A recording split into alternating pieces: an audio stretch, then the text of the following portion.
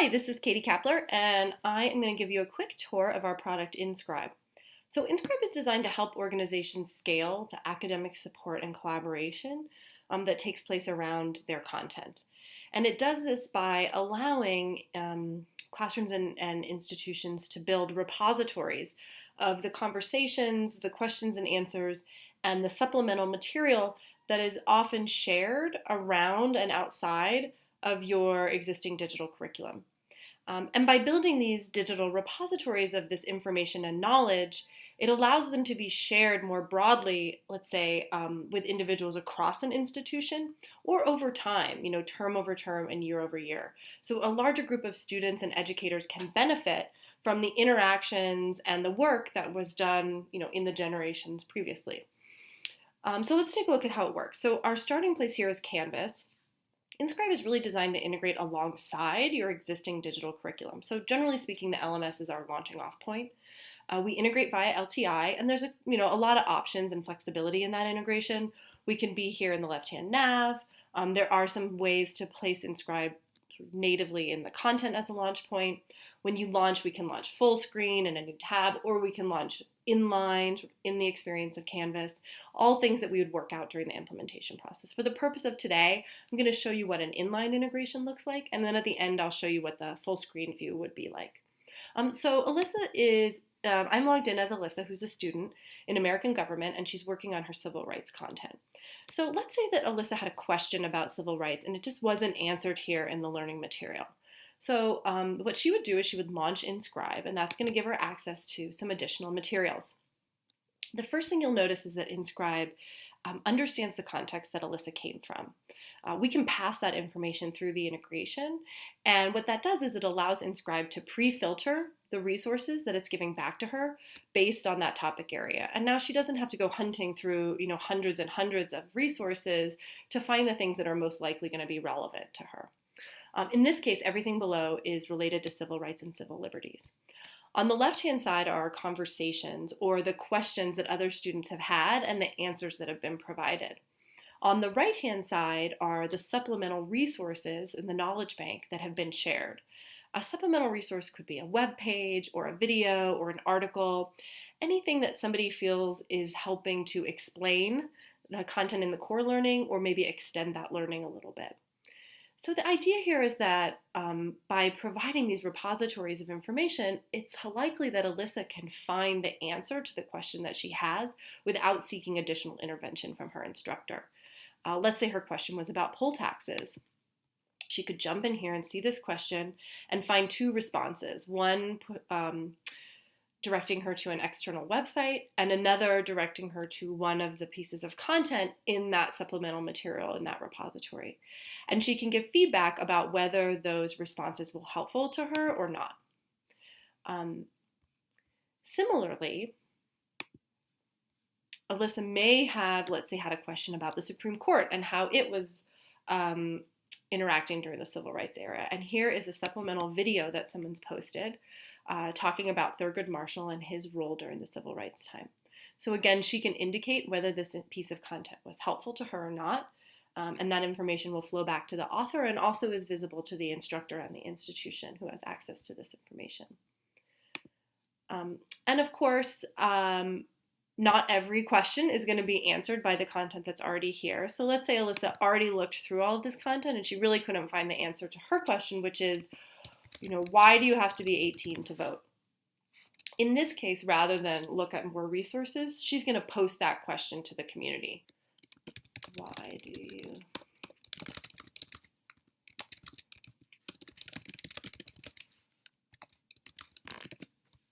And then she can post the question here, and then that's going to go off to the community for a response.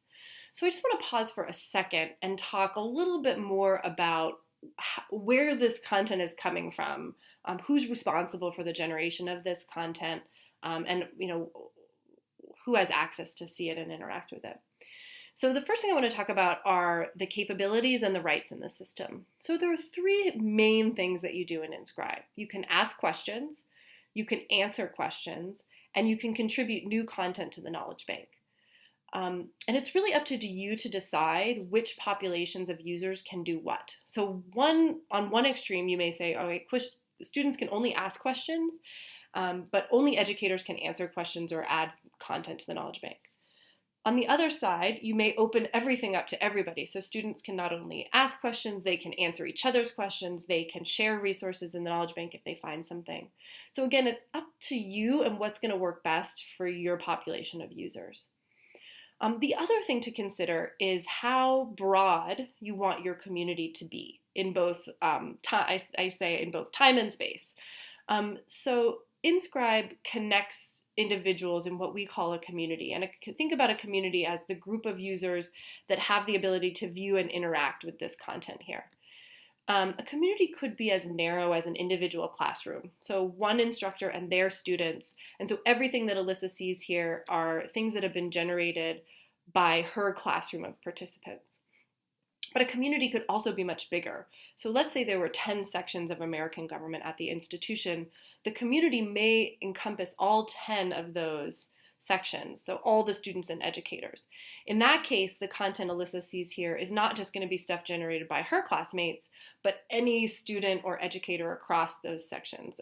And the benefit there, of course, is that there's scale benefit. So if a question gets asked and answered, it doesn't have to be asked and answered, 9 more times.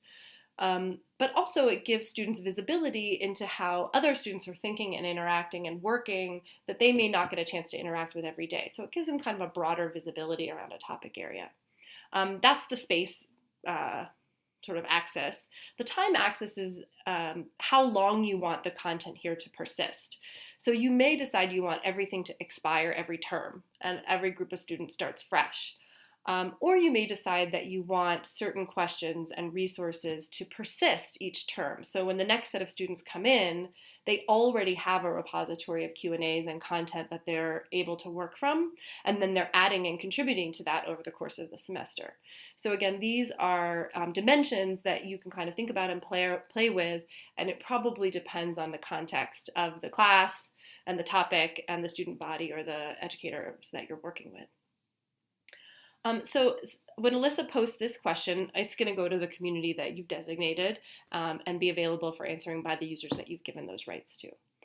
I do want to take a quick moment to show you what the full screen view looks like as well, and we can talk about a couple of different additional options there. So this is a full screen view of InScribe. You can see now we're not filtered down to the civil rights topic, so there's a lot more content in the American government community around other areas. And there's a lot of additional conversations, questions, and answers that have been asked. So, the value of this sort of unfiltered view, I think, is that oftentimes, particularly if students are interested in a particular topic area, they may not even know what question they have. And there's benefit to kind of looking around through the questions that other students have had over time. One, it may just spark a new area of interest or a new bit of learning that the student haven't even considered. Or, they may have thought that they understood something, and by seeing the questions that other students have, they realize, oh, there's more to this than I had really, understood initially. Sort of the equivalent of going to office hours and hearing the questions that other students ask. Even if you don't ask a question yourself, you're benefiting from that conversation. One other thing I want to point out is that we're tracking a lot of information. So we're tracking the number of views that items and conversations have. We're tracking the number of times students or individuals indicated things were helpful or not helpful. And we're sharing all that information back with you. So from an analytics standpoint, there's kind of two benefits, right? On an individual student benefit, if you think about it, every time you launch InScribe, it's like the virtual equivalent of raising your hand. So for an individual student, you could watch their behavior in InScribe, and if they seem to be like in there all the time, looking at a bunch of content, nothing's helping them, that's an indication that that student is really struggling with that topic area well before they've ever hit their first assignment or their first exam, and that could be really useful. In a more aggregate form, you could really see, if every single student is launching InScribe from civil rights and they're interacting with the same pieces of content, they're all liking that content, that's going to tell the instructor or the content author something as well. Maybe there's a gap in the core curriculum. There's a particular area of that topic that's not being explained well, and there's a supplemental piece of material that maybe, explains it better. Or maybe this is just an area that students are really excited about. In either case, there's a lot of learning there that I think people who are creating content can use as they think about their next generation of their curriculum and how to engage students. So those were the core capabilities and use cases that I wanted to share around InScribe. I hope that this walkthrough has been useful, and we look forward to any questions or comments that you want to share back with us. Thank you.